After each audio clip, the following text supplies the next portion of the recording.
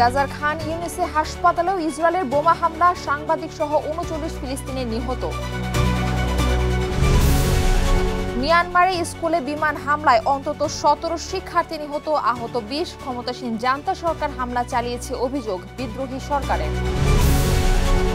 চলমান আলোচনার মধ্যে ইরানের পরমাণু প্রকল্পে ৩ কর্মকর্তার বিরুদ্ধে নতুন নিষেধাজ্ঞা আরোপ যুক্তরাষ্ট্রে, যেতে পারবে না দেশটিতে। অবশেষে বিলুপ্তির ঘোষণা দিল সশস্ত্র গোষ্ঠী কুর্দিস্তান ওয়ার্কার্স পার্টি পিকেকে। কারাবন্দী নেতা আবদুল্লাহ উজলানের বিবৃতি। এবং ৯০ দিনের জন্য ১১৫% শুল্ক প্রত্যাহারে একমত যুক্তরাষ্ট্র ও চীন। খবরের লেনদেন বেড়েছে বিশ্ব পুঁজিবাজারে।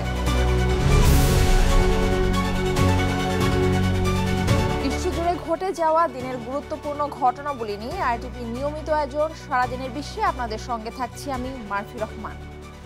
শুরুতে গাজা প্রসঙ্গ। গাজায় থেমে নেই দখলদার ইসরায়েলি বাহিনীর নৃশংসতা। যুদ্ধবিধ্বস্ত ভূখণ্ডটিতে নতুন করে চালানো ইসরায়েলি হামলায় একদিনে অন্তত ৩৯ ফিলিস্তিনি নিহত হয়েছে। এছাড়া গাজার খান ইউনিসের একটি হাসপাতালেও বোমা হামলা চালিয়েছে ইসরায়েলি বাহিনী। এ ঘটনায় এক সাংবাদিক নিহত হয়েছে। মানবিক দিক বিবেচনায় অবরুদ্ধ গাজা উপত্যকায় সব ধরনের সহায়তা সামগ্রীর উপর নিষেধাজ্ঞা তুলে নিতে ইসরায়েলকে আহ্বান জানিয়েছেন জাতিসংঘ মহাসচিব অ্যান্টোনিও গুতেরেস। এদিকে প্রতিশ্রুতি অনুযায়ী ফিলিস্তিনের কারাগারে থাকা মার্কিন বংশোদ্ভূত ইসরায়েলি সৈন্য এডান আলেকজান্ডারকে মুক্তি দিয়েছে ফিলিস্তিনের স্বাধীনতাকামী সংগঠন হামাস। তার মুক্তির পর নতুন করে হামাসের সঙ্গে যুদ্ধবিরতি আলোচনায় বসতে কাতারে প্রতিনিধি দল পাঠাবে বলে জানিয়েছেন ইসরায়েলের প্রধানমন্ত্রী বেনিয়ামিন নেতানিয়াহু। মিয়ানমার স্কুলে বিমান হামলায় অন্তত ১৭ শিক্ষার্থী নিহত হয়েছেন এবং আরও ২০ জন আহত হয়েছেন। ক্ষমতাসীন জান্তা সরকার এই হামলা চালিয়েছে বলে অভিযোগ করেছে বিদ্রোহী সরকার। সাগাই অঞ্চলের দেপাইয়েনের স্কুলটি দেশটির বিদ্রোহী সরকার পরিচালনা করে আসছিল। ২০২১ সালে অভ্যুত্থানের মাধ্যমে ক্ষমতা নেয়ার পর জান্তা সরকারের বিরুদ্ধে বিদ্রোহীদের বিক্ষোভ শুরু হয়। বিক্ষোভ দমনে সেনাবাহিনী প্রাণঘাতী শক্তি প্রয়োগের পর থেকে মিয়ানমার সংঘাত চলমান রয়েছে। গেল এপ্রিলে ভয়াবহ ভূমিকম্পের কবলে পড়ে মিয়ানমার। এ কারণে দেশটির জান্তা সরকার আগামী ৩১ মে পর্যন্ত যুদ্ধবিরতির মেয়াদ বাড়িয়েছিল। ইরানের সঙ্গে পরমাণু কর্মসূচি নিয়ে চলমান আলোচনার মধ্যে দেশটির বিরুদ্ধে নতুন নিষেধাজ্ঞা আরোপ করেছে যুক্তরাষ্ট্র। ইরানের সামরিক বাহিনীর সমরাস্ত্র বিষয়ক গবেষণা সংস্থা organisation of defensive innovation and রিসার্চের সঙ্গে যুক্ত ৩ কর্মকর্তা ও এক প্রতিষ্ঠানের উপর নিষেধাজ্ঞা আরোপ করেছে মার্কিন পররাষ্ট্র দপ্তর। মঙ্গলবার ভারতীয় গণমাধ্যম এনডিটিভি তথ্যটি নিশ্চিত করেছে। তবে ৩ কর্মকর্তা ও প্রতিষ্ঠানের নাম পরিচয় গোপন রেখেছে যুক্তরাষ্ট্র। নিষেধাজ্ঞার আওতায় পড়া কর্মকর্তারা ইরানের পরমাণু প্রকল্পের সঙ্গে সংশ্লিষ্ট। নিষেধাজ্ঞা জারি থাকায় তারা যুক্তরাষ্ট্রে প্রবেশ করতে পারবেন না। রোববার পরমাণু কর্মসূচি নিয়ে ইরান ও যুক্তরাষ্ট্রের মধ্যকার ৪র্থ দফার আলোচনা ওমানে অনুষ্ঠিত হয়েছে। ভারত পাকিস্তানের যুদ্ধবন্ধে পুরোটাই নিজের কৃতিত্ব দাবি করলেন ডোনাল্ড ট্রাম্প। সোমবার হোয়াইট হাউসে এক সংবাদ সম্মেলনে তিনি বলেন, সংঘাত বন্ধের জন্য তিনি গর্বিত। এছাড়া শনিবার থেকে ভারত পাকিস্তানের মধ্যে জরুরি ভিত্তিতে সংঘাত বন্ধে তার প্রশাসন মধ্যস্থতা করেছে বলে জানান তিনি।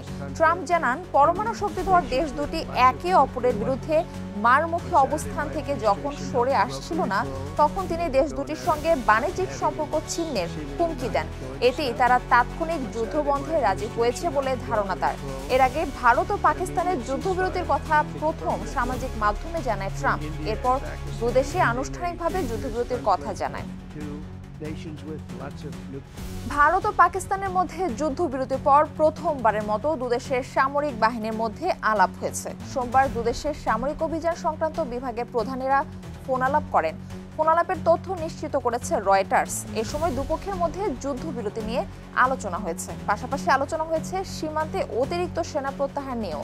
তবে ফোনালাপের বিষয়ে এখনো কোনো আনুষ্ঠানিক বিবৃতি দেয়নি দেশ দুটি। সোমবার থেকে ভারতের সকল বিমানবন্দর খুলে দেওয়া হয়েছে। এর আগে শনিবার বিমানবন্দর খুলে দেয় পাকিস্তান। যুদ্ধবিরতির পর ভারত ও পাকিস্তানের শেয়ার বাজার চাঙ্গা হতে শুরু করেছে। পাশাপাশি দুদেশে আজ পুরোদমে সচল হয়েছে সকল স্থল ও সমুদ্র বন্দর। এদিকে কাশ্মীর ইস্যুতে ডোনাল্ড ট্রাম্পের মধ্যস্থতার প্রস্তাবকে নাকচ করেছে ভারত। কাশ্মীর দ্বিপক্ষীয় ইস্যু এবং এতে তৃতীয় পক্ষের সিদ্ধান্ত মেনে নেওয়া হবে না বলেও জানিয়েছেন দিল্লি। অবশেষে আনুষ্ঠানিকভাবে অস্ত্র পরিত্যাগ করে নিজেদের বীরত্ব ঘোষণা করেছে কুর্দিস্তান ওয়ার্কার্স পার্টি পিকেকে।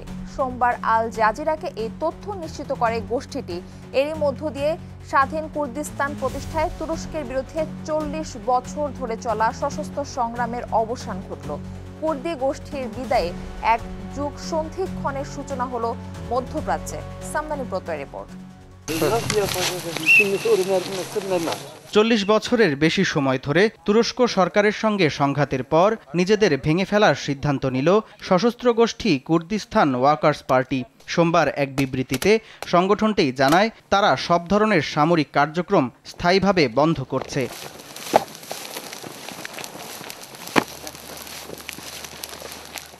এর আগে মার্চের প্রথম দিকে গোষ্ঠীটির কারাবন্দী নেতা আবদুল্লাহ ওজলানের ঐতিহাসিক আহ্বানে সাড়া দিয়ে তুর্কি সরকারের সঙ্গে যুদ্ধবিরতির ঘোষণা দেয় পিকেকে। সে ঘোষণাই দলটির অস্ত্র সমর্পণের ইঙ্গিত বলে ধারণা করছিল আন্তর্জাতিক গণমাধ্যমগুলো।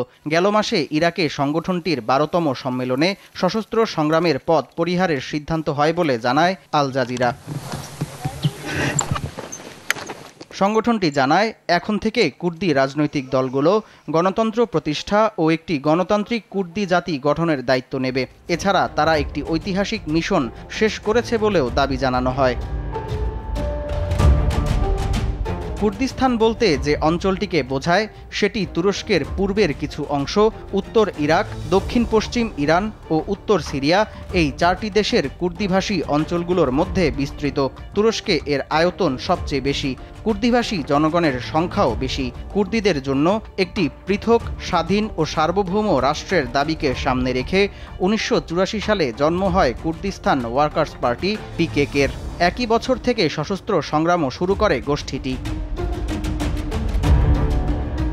গোষ্ঠীটির প্রতিষ্ঠাতা ও প্রধান কমান্ডার আবদুল্লাহ ওজলানকে 1999 সালে গ্রেপ্তার করে তুরস্কের সেনা। তারপর থেকে তিনি জেলবন্দি। তবে গত 26 বছর ধরে বন্দি থাকা সত্ত্বেও কুর্দ জনজাতির মধ্যে তার প্রভাব কমেনি। উল্টো আবদুল্লাহর দেখানো স্বাধীনতার স্বপ্ন বুকে নিয়ে সশস্ত্র লড়াই চালিয়ে গিয়েছেন তার সহযোদ্ধা ও অনুগামীরা।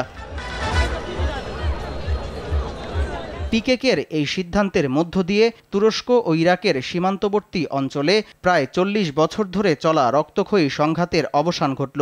এই দীর্ঘ যুদ্ধে 40,000-এর বেশি মানুষ নিহত হয়েছে। পশ্চিম এশিয়ার 4র্থ বৃহত্তম জনগোষ্ঠী হয়েও কখনো স্বাধীন রাষ্ট্র গড়তে পারেননি কুর্দিরা। পিকেকের নিরস্ত্রীকরণ এবং বিলুপ্তিকে তুরস্ক ও মধ্যপ্রাচ্যের রাজনীতিতে নতুন মেরুকরণের সূচনা বলে মনে করছে বিশ্লেষকরা। সামদানি প্রত্যয়, RTV। 90 দিনের জন্য পরস্পরের পণ্যে 115% শুল্ক প্রত্যাহারের একমত হয়েছে যুক্তরাষ্ট্র ও চীন।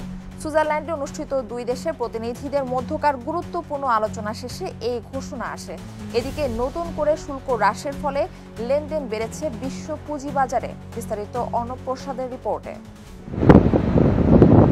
অবশেষে যুক্তরাষ্ট্র ও চীনের বাণিজ্য যুদ্ধ বন্ধের আভাস মিলেছে। পারস্পরিক আলোচনার পর আগামী 90 দিনের জন্য একে অপরের ওপর আরোপ করা আমদানি শুল্ক উল্লেখযোগ্য হারে কমাতে সম্মত হয়েছে ওয়াশিংটন ও বেইজিং। সমঝোতায় আসতে সুইজারল্যান্ডের জেনেভায় বৈঠক করেন চীন ও যুক্তরাষ্ট্রের প্রতিনিধিরা। চীনের সঙ্গে বৈঠকের পর মার্কিন বাণিজ্য মন্ত্রী স্কট বেসেন্ট আগামী 90 দিনের জন্য চীনা পণ্যে 115% আমদানি শুল্ক কমানোর কথা জানান।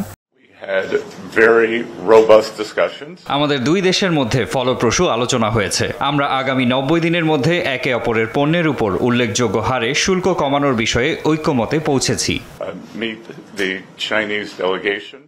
নতুন সমঝোতা অনুযায়ী যুক্তরাষ্ট্রের বাজারে চীনা পণ্যের ওপর নতুন শুল্ক 30% ধার্য করা হয়েছে। এর বিপরীতে চীনও 115% কমিয়ে মার্কিন পণ্যে শুল্ক ধরবে 10%। এই সমঝোতা প্রাথমিকভাবে 90 দিনের জন্য কার্যকর হবে। শুল্ক নিয়ে বিশ্ব অর্থনীতির দুই পরাশক্তির সমঝোতার ঘোষণায় ইতিবাচক প্রভাব পড়েছে বিশ্ব শেয়ার বাজারে। এশিয়ায় হংকংয়ের হ্যাংসেং ইন্ডেক্স একদিনেই বেড়েছে 3%। এছাড়া ইউরোপীয় ও মার্কিন পুঁজিবাজারের সূচক 2 থেকে 3% বৃদ্ধির পূর্বাভাস দিয়েছে সংবাদ মাধ্যম বিবিসি। অর্ণব প্রসাদ, RTV। আমাদের দৈনন্দিন জীবনের অপরিহার্য উপাদান স্মার্টফোন। শহর থেকে গ্রাম, শিশু থেকে বৃদ্ধ, ফোনের প্রতি আসক্তি নেই এমন মানুষ খুঁজে পাওয়া কঠিন। তবে অতিরিক্ত স্মার্টফোন ব্যবহারের কুফলও মারাত্মক। তাই এর ব্যবহারের মাত্রা নিয়ন্ত্রণে ফোন ডায়েটের পরামর্শ দিয়েছেন জার্মানির একদল গবেষক। কি সেই ফোন ডায়েট, তাই জানাচ্ছেন অর্ণব প্রসাদ। কালের বিবর্তনে নাগরিক জীবনের একটি গুরুত্বপূর্ণ উপাদানে পরিণত হয়েছে স্মার্টফোন। সকালে ফোনের রিংটোনে ঘুম ভাঙার পর বা রাতে ঘুমাতে যাওয়ার আগে ফোন স্ক্রলিং করে না এমন মানুষ খুঁজে পাওয়া কঠিন। স্মার্টফোনের অতিরিক্ত ব্যবহারের কুফল জানা থাকলেও গুরুত্ব দেন না কেউই। এ অভ্যাস থেকে বের হতে চেয়ে অনেকেই হয়েছেন ব্যর্থ। এবার স্মার্টফোন ব্যবহারের মাত্রা নিয়ন্ত্রণে ফোন ডায়েট নামে একটি গবেষণা চালিয়েছেন জার্মানির হাইডেলবার্গ ইউনিভার্সিটি ও ইউনিভার্সিটি অব কোলনের একদল গবেষক। 18 থেকে 30 বছর বয়সী 25 তরুণের ওপর এটি চালানো হয়। শুরুতেই তাদের মস্তিষ্কের MRI করানো হয়, নেওয়া হয় মনস্তাত্ত্বিক পরীক্ষাও। এরপর 3 দিন ফোন ব্যবহার না করে পেশাগত কাজগুলো স্বাভাবিকভাবে সম্পাদন করেন তারা। এরপর আবার তাদের MRI ও মনস্তাত্ত্বিক পরীক্ষা করা হয়। পরীক্ষায় উঠে আসে আশ্চর্যজনক ফল। 3 দিন স্মার্টফোন ব্যবহার না করায় তাদের মস্তিষ্কের স্মৃতি সংরক্ষণ, চিন্তা ও সৃজনী শক্তি আগের চেয়ে ভালোভাবে কাজ করছিল। অন্যদিকে অতিরিক্ত স্মার্টফোন ব্যবহারের সময় মানুষের সৃজনী শক্তি, উদ্ভাবনী ক্ষমতা ও যুক্তিশীলতাও কমতে থাকে। শুধু মানসিক প্রভাব নয়, এর যথেষ্ট নেতিবাচক শারীরিক প্রভাবও রয়েছে। এর ফলে কম বয়সে স্ট্রোক, পার্কিনসন ও নিউরোজনিত রোগের ঝুঁকি বাড়ে। গবেষণার প্রতিবেদনে মাত্রাতিরিক্ত ফোন ব্যবহারকারীদের ফোন ডায়েট ফর্মুলা অনুসরণের পরামর্শ দেন গবেষকরা। ফোন ডায়েটের 2টি শর্ত হলো 24 ঘন্টার মধ্যে 1 ঘন্টা ফোন ব্যবহারের জন্য বরাদ্দ রাখা এবং সপ্তাহে অন্তত 1 দিন সম্পূর্ণ বিরত থাকা। গবেষকদের অভিমত, ফোন ডায়েট মনোযোগের স্থায়িত্ব বাড়াবে। এছাড়া ডিজিটাল ডিভাইস থেকে নির্গত নীল আলোক রশ্মির কারণে যে নিদ্রাহীনতা সৃষ্টি হয় তা থেকেও রেহাই পাওয়া যাবে। রুটিন মাফিক স্বাস্থ্যকর জীবনযাপন হবে আরও সহজ ও সাবলীল। অর্ণব প্রসাদ, RTV। আর এরই সাথে শেষ করছি সারাদিনের বিশ্ব। RTVর সাথে সংযুক্ত থাকুন, মতামত জানান RTVর সামাজিক যোগাযোগ মাধ্যমগুলোতে।